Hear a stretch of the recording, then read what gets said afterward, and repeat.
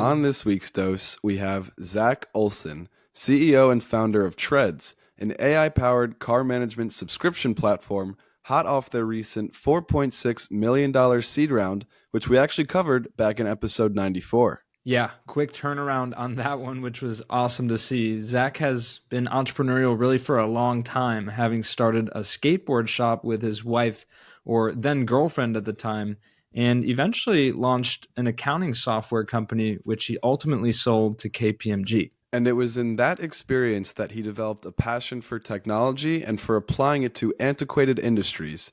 And his next one on the docket would be the auto and tire space. Yeah, so in comes Treads, which allows people like you and me to have peace of mind when it comes to vehicle ownership and maintenance. Through a subscription, you always have proper tires on your vehicle, whether they need repair or they need replacing, it's all included. Pretty genius.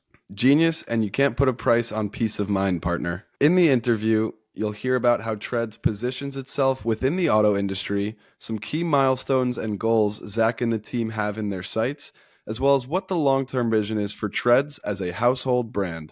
It was awesome to have Zach on the show this week, and we are just stoked to share this conversation with you all. Here it is.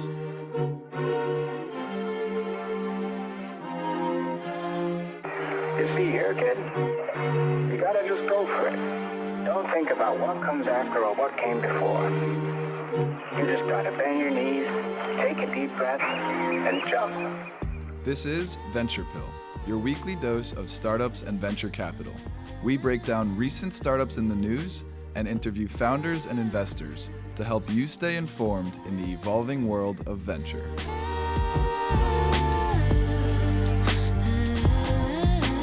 On this week's dose, we have Zach Olson, CEO and founder of Treads, an AI-powered car management subscription platform, and a company we actually covered back on episode 94, right after they raised their $4.6 million seed round. So it's truly an honor, Zach. How's it going today? Doing awesome. Yeah, appreciate the invite to come and chat with you guys. Sure thing. Appreciate you taking the time. To get things going here, we'd love to hear a little bit more about your early career and how you ultimately got into the wild world of entrepreneurship and startups. Yeah, I mean, I'm getting kind of old, so I'll try and keep it, somewhat condensed. But it's funny because if there's any skateboarders listening, there's a company that put out a skateboard, and the slogan on the board was "Skateboarding ruined my life." But and all this will make sense in a minute. But that was kind of my intro into entrepreneurship, was actually coming up through skateboarding. I've skateboarded my whole life. I quickly realized, look, I'm probably not going to be a professional at this. So the next best thing for me was starting a business in, something that I loved, which was skateboarding. So in my early 20s, my wife and I, who was my girlfriend at the time, we actually opened up a retail skate shop selling skateboards and clothes and shoes. And that was like really, kind of baptism by fire, right, into entrepreneurship. Quickly learned, the trials and tribulations of like retail, and, there's so many lessons that I garnered from that experience. But, that, I believe, kind of looking back, kind of put me on this path of entrepreneurship. And that was my first business. Shortly after that, by running my own business, I quickly realized, nobody starts a business to try and become an accountant or a bookkeeper. And I definitely learned those lessons pretty quick and hard running the skate shop. So after the skate shop, I actually started my first tech company, which was an accounting software, cloud-based accounting software designed for small businesses.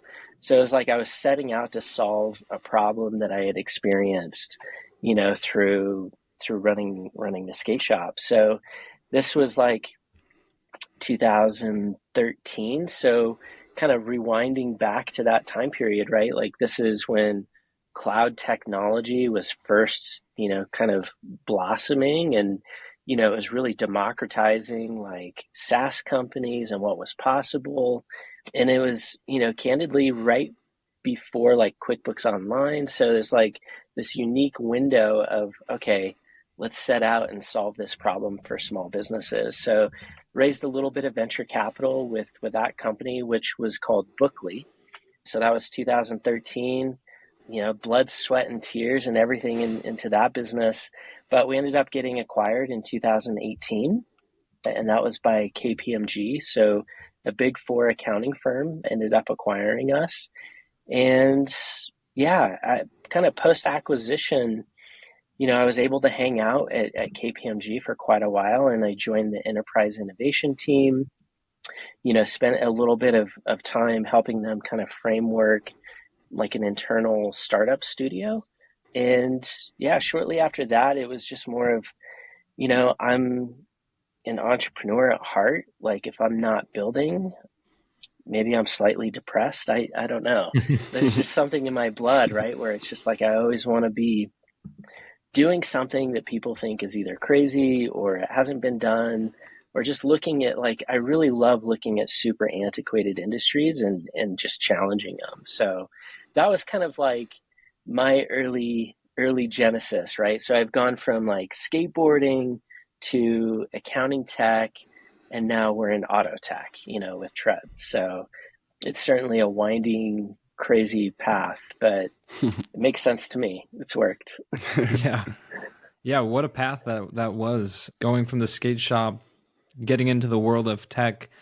I assume you sort of saw the light there, and were you just looking for the next industry idea to pop in your head? How did you ultimately land on the auto industry to bring a tech into something that is antiquated, as you said? Yeah, no, I think, kind of looking back at the whole process of, kind of leading up to launching Treads was, all these stars were starting to align. Like every startup, every founder can really, relate where, timing is a big part of any opportunity. And, looking at Treads specifically, this was kind of like, we started seeing all the auto manufacturers start introducing actual subscriptions for cars, like Porsche, Ford, Volvo. A lot of the major manufacturers rolled out an actual subscription for cars. I think kind of prior to that, though, we had this huge paradigm shift as consumers where we've been introduced to all these other kind of on-demand concepts of, of course, the subscription model for pretty much everything in our life. That's been a massive shift from being able to subscribe to like, your toothbrush to food, pretty much every aspect of what we consume in life. So that's reimagined things. So the subscription model being introduced to the masses, and then kind of shifting over to the auto space, but then COVID hit, and COVID like obviously flipped the world upside down. But specifically looking at the auto space, people had to quickly adjust to being able to continue to operate. And that was where this kind of larger trend started emerging of, we had all of these service-oriented companies who had to shift to like this mobile business model where they would start coming to you. So it was like all of those stars started aligning. And look, I'm not a mechanic, I'm not, a car enthusiast, but I'm a consumer. So kind of taking a step back, like every time I had to deal with anything with my car or my wife's car, it was just like, why is this the best thing that we've come up with as humans to manage our vehicles? Like, super antiquated. Like we were buying tires, we were, kind of doing these services the same way our grandparents have done it. And, the biggest innovation that the auto space or the tire space had seen was like websites, being able to buy tires online was like, that was the most innovation that's been rolled out in the last 20 years. So for whatever reason, it just, all those dots started connecting in my mind. And it was just like the window opened up, and it was just like, consumers are ready for a new business model. They're ready for a new experience. And, I think because of technology, it completely puts a consumer back in control of how they want to manage, the relationship they have with their vehicles. The other crazy dynamic is because of all these other, factors in the economy, people are owning their cars for way longer than we ever have historically. Like right now, the average person owns their car for like 13 years. So that's a lot different than how it has been in the past. So, it just makes so much more sense of like, let's just make this an enjoyable experience. But technology is really what's going to, enable that to happen. So. And so, curious to hear a little bit more about Treads. What are some of the biggest challenges facing the startup so far? You know, every startup has its challenges, like no doubt. Um, I think especially once you enter the realm of like venture capital, and again, timing is always, I think, a recurring theme in any company. And the fundraising landscape has changed dramatically from when Treads was launched to today. So, I mean, fundraising is always an interesting piece of any company. So that's certainly a challenge for us. Even after you finish a successful fundraise, you're always thinking about what's next, right? What's the next kind of big milestone? Because that process doesn't really stop. Outside of that, I think because we are doing something so radical in, again, an antiquated industry such as tires and auto, I think when it comes to like establishing credibility, your ethos as a company, when you're coming in out of left field, there's always challenges where people look at you from a lens of how does this threaten our standard way of doing things today? So, I mean, that's something that we're always navigating kind of with incumbent partners, showing that we're actually more of a value add than we are a detractor from anything in this industry. The auto space is so large. There's so much untapped potential. And especially, one thing I think about is an example of how, an incumbent had to really shift their entire business model was thinking of like Adobe, right? I mean, they were so good at just pumping out software, and their business model was more of like, annual licensing and seats and all of these things. But when they had to make that big shift to more of like a SaaS model, to really prepare themselves for the future, there's a lot of companies in the auto space that I think are facing kind of the same challenge of like, okay, as older generations, right, are starting to age out, and then there's a new batch of young consumers that everybody is really vying for their attention, a lot of incumbents in this space really have to take a step back, reevaluate what do consumers want, how do they want it, and how do we like really adapt ourselves to, start meeting the needs that the new up and coming consumers are looking for. Absolutely. Yeah. It's always interesting to think about, these giants in the industry. We have a running joke on our podcast called Down with Big Blank, Down with Big Auto, Down with Big Ramen. What are some of the other ones, Brandon? Down with big alcohol, down with big job search. Yeah.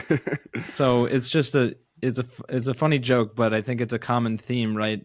Startups coming into a new industry or an industry which has done things the same way for a long time.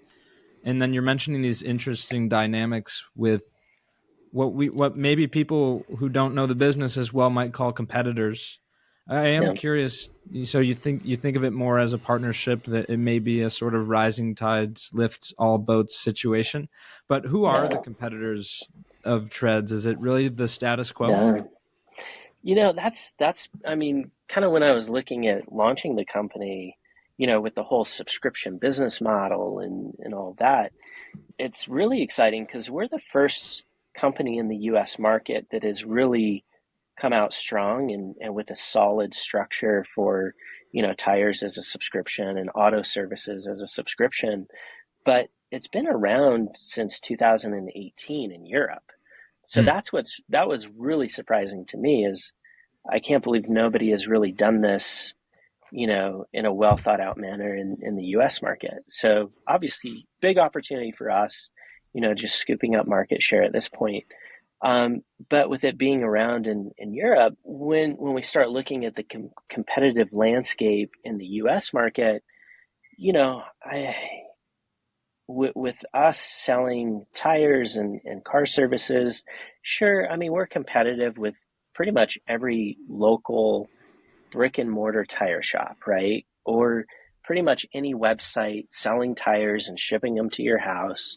That's really our competitive landscape. But where it becomes more collaborative than competitive is we've built out our own service provider network. So basically, you download the Treads app, you connect your car to it, and then you're just selecting what subscription plan you want, and then you're able to actually pick out your tires and everything. The next step from there is you're scheduling the installation appointment. And we've partnered with essentially everybody from, small mom and pop, mobile installers. They might have one or two mobile vans, all the way up to some of the largest national brands you can think of. And we don't own installation vans. We don't employ technicians. This is where Treads kind of has more of like a marketplace feel, where we have a marketplace of independent installers where we're sending them top line revenue. They don't have to worry about customer acquisition. They don't have to worry about customer service. Some of the best feedback that we get from our network is you're allowing us to do more of what we love, which is actually working on cars versus anything else. Because those are the aspects, I think, for most business owners, they don't want to have to worry about acquiring customers. With how competitive it is, with, it's essentially hand-to-hand combat for a lot of traditional brick and mortar or e-commerce businesses. But with Treads being a mobile app, we have a competitive strategic advantage when it comes to customer acquisition. So, that's where it becomes like this really unique opportunity and really more collaborative than competitive. Yeah, I love those components of collaboration and partnership. I wanted to circle back to the question about some of the challenges. You mentioned the fundraising environment, how things have changed. So, as we said at the top, you recently closed on a seed round led by Mucker Capital. Congratulations again. But Thanks. curious, what are some of the traits and qualities you're looking for with investors? Oh, man. So, I mean, with this being my second venture-backed company, obviously learned a lot of lessons. You're always learning lessons, I think, as a founder, but just raw qualities. Like some of the coolest experiences I've had has been with Mucker from the perspective of they're in the trenches, literally. So the genesis was I was invited to join Mucker's accelerator, so Mucker Labs.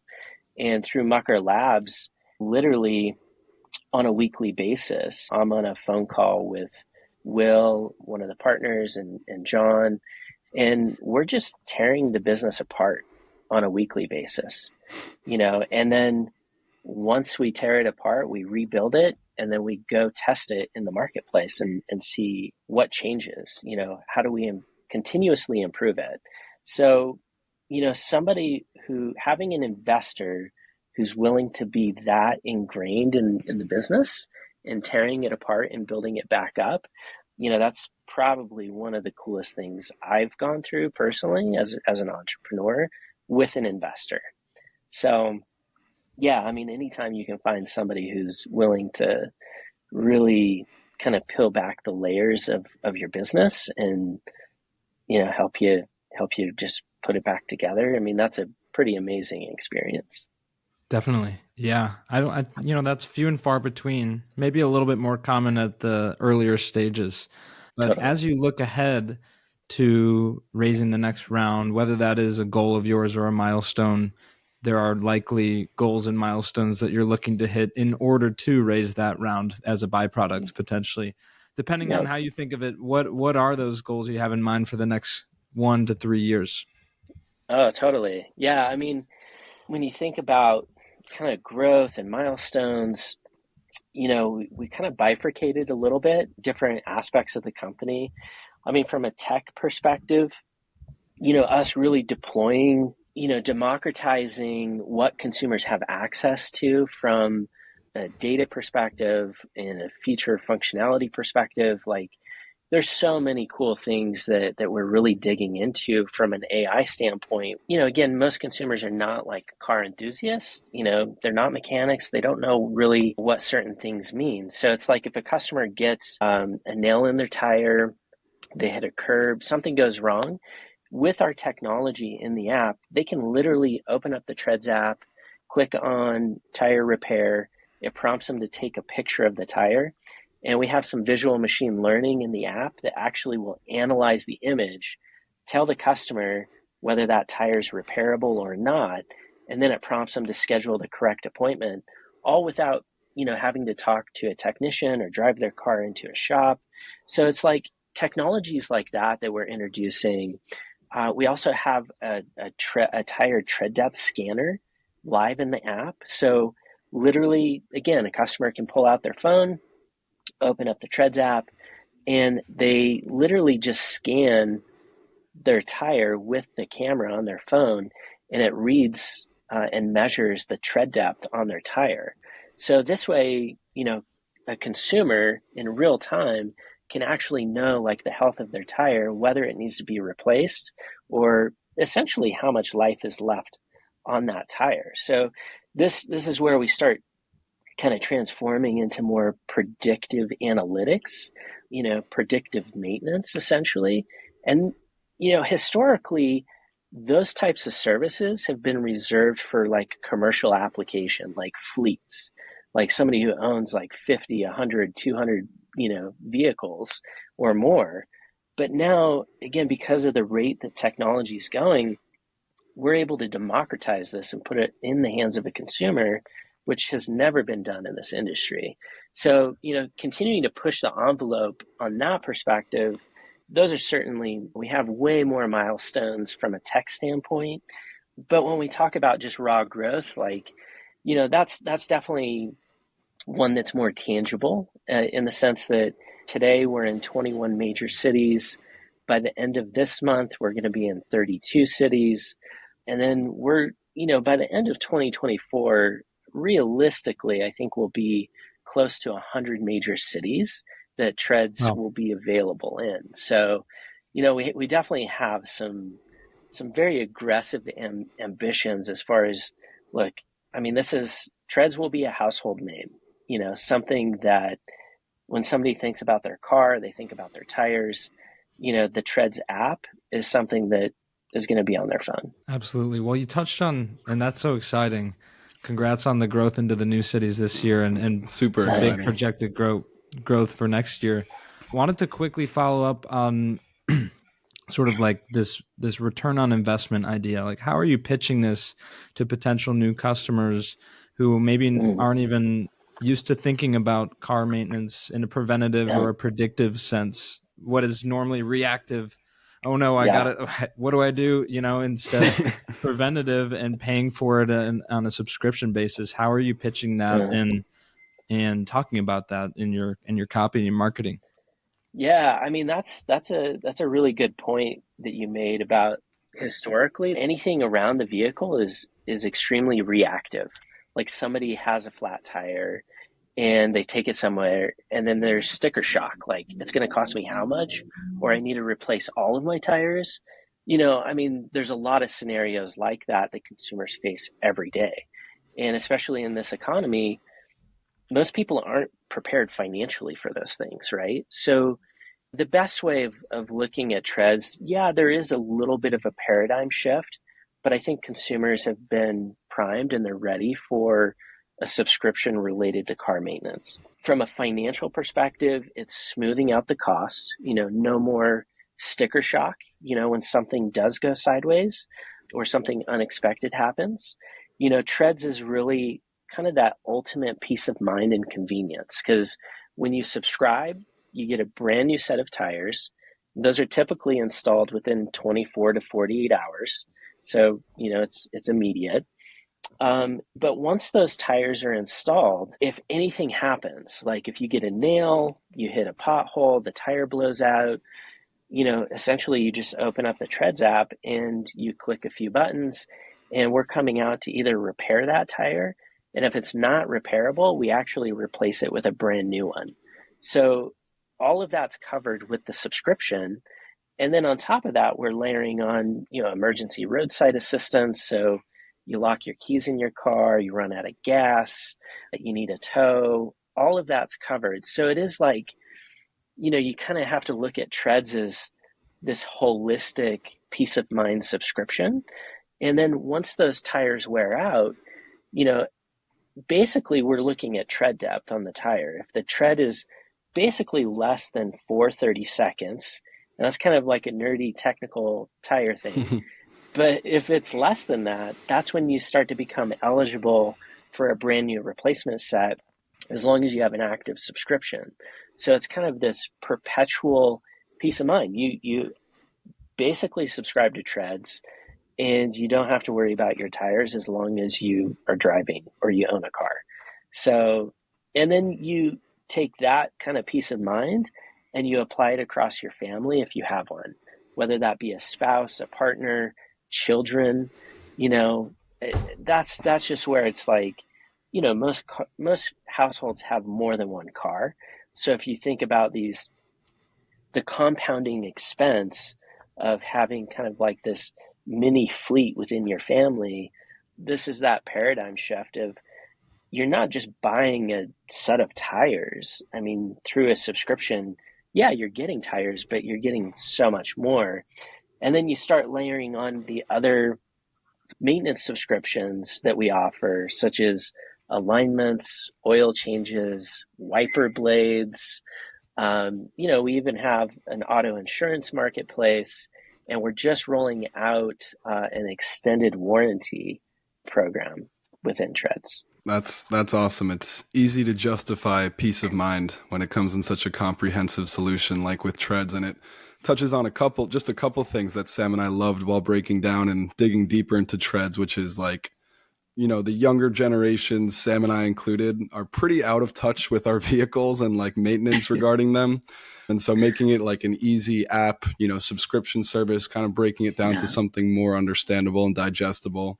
Also, we were joking, we don't necessarily trust mechanics for whatever reason.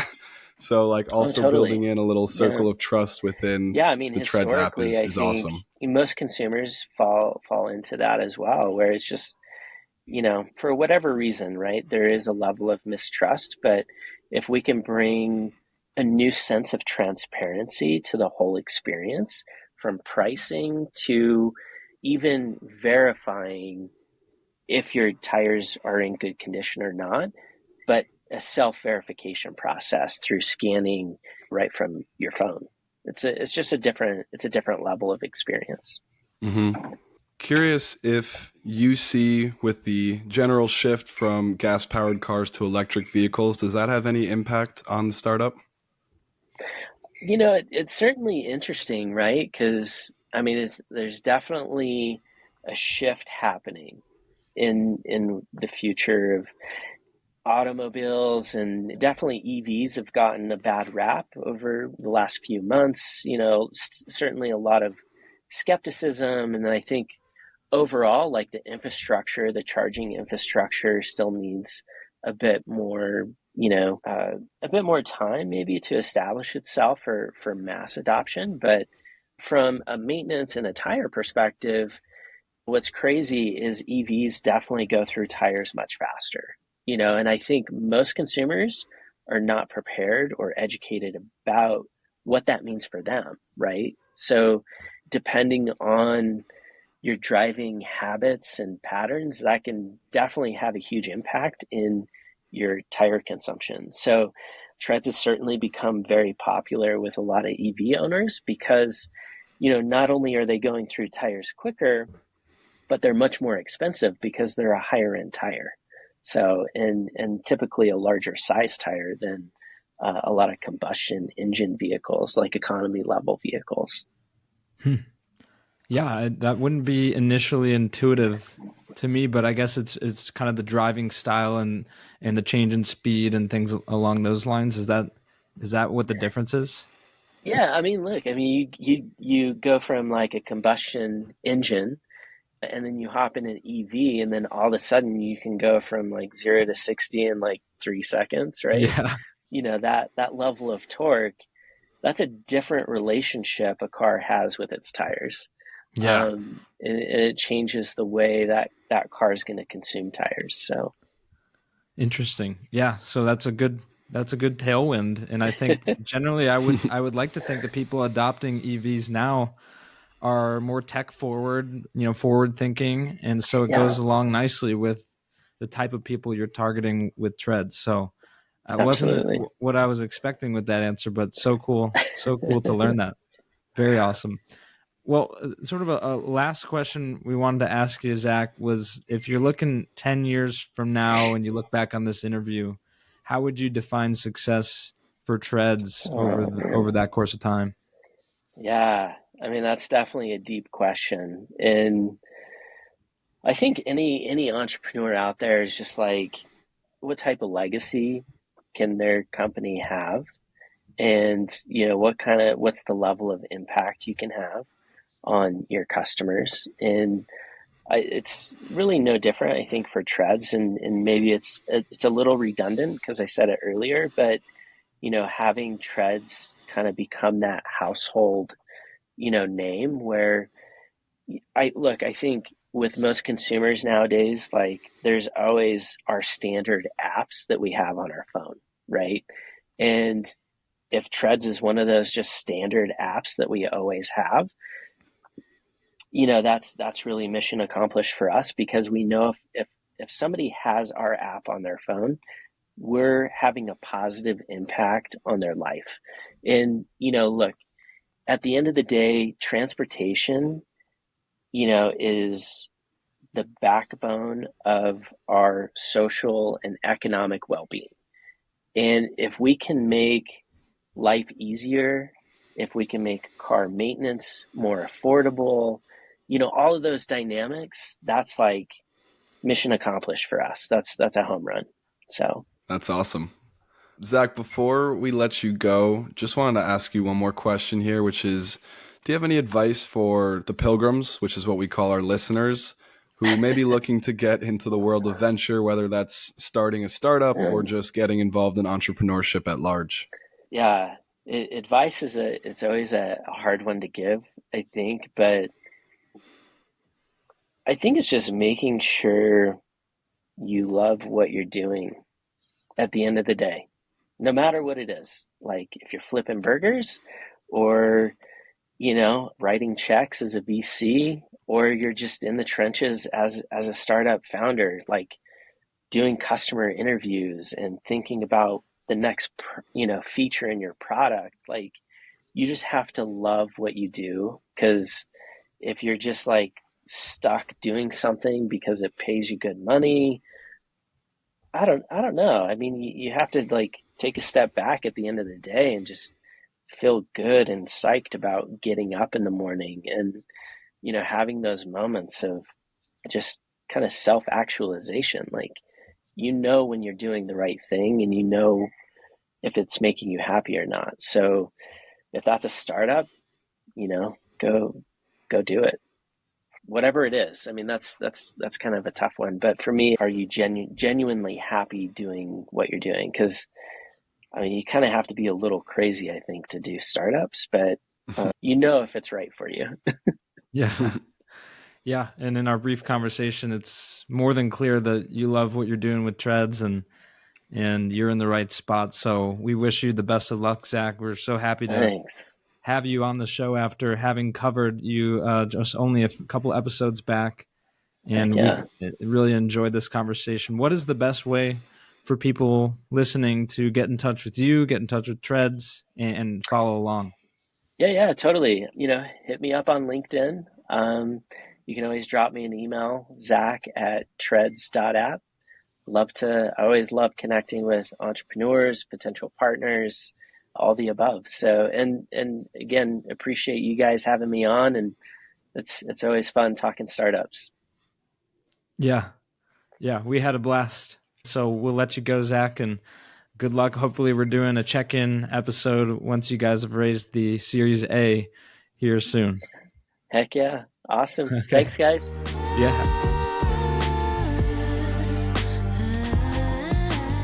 Thanks for listening. Join us next week for another dose of startups and venture capital. And as always, we appreciate our pilgrims spreading the word about the show. Share with your friends and help someone else make the pilgrimage. See you next time.